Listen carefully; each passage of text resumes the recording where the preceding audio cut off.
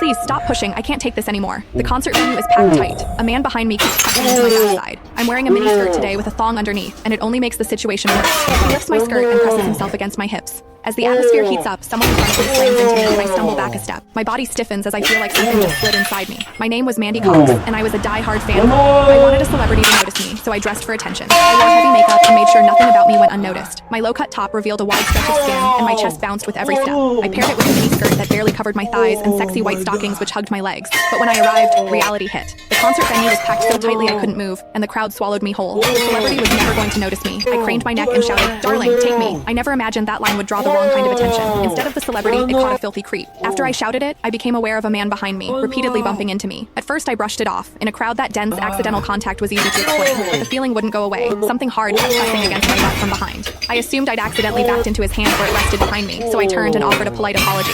"Sorry, I didn't mean to bump into you." He paused, then flashed a leering smile and said, "It's okay, I don't mind." When I turned back toward the stage, I felt him press against me again, more deliberate than before. I kept my attention on the celebrity on stage and shut down. The man became increasingly brazen, pulling up my skirt and pressing close against my backside. I had only a thong on underneath, which left my butt exposed. I felt his touch directly against my skin and assumed it was his finger. Only then did I realize something was wrong. The pressure was warm and solid in a way a finger could never be. My mind lurched as the truth hit me. In the 20 years of my life, this was the first time a man had ever molested me.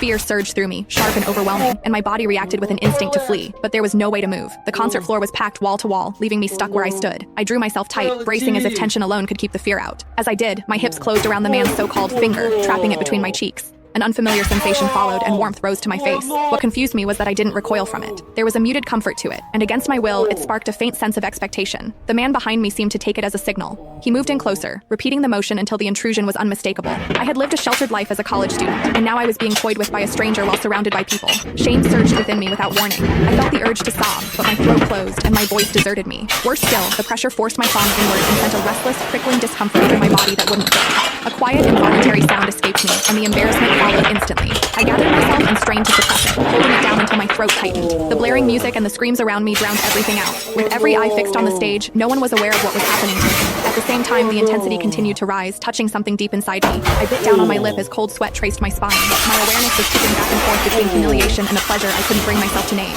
I knew I couldn't take it anymore if it continued, so I turned sharply to face the man behind me. "Please, stop pushing. I can't take this anymore." When I finished speaking, the man leaned toward me and whispered in my ear, "Is it exciting, the way I'm pushing against you?" The shame was overwhelming, and I was on the verge of crying. "I'm a virgin. I've never done that kind of thing. Please, let me go." He didn't stop. Instead, his gaze burned deeper as he seized my waist, the pressure growing stronger. "You're really a virgin? Then let me show you what it feels like to be a woman." For reasons I couldn't explain, his words didn't spark resistance right away. They stirred an expectancy instead. I wondered what was wrong with me. I'd explored my body in private, only to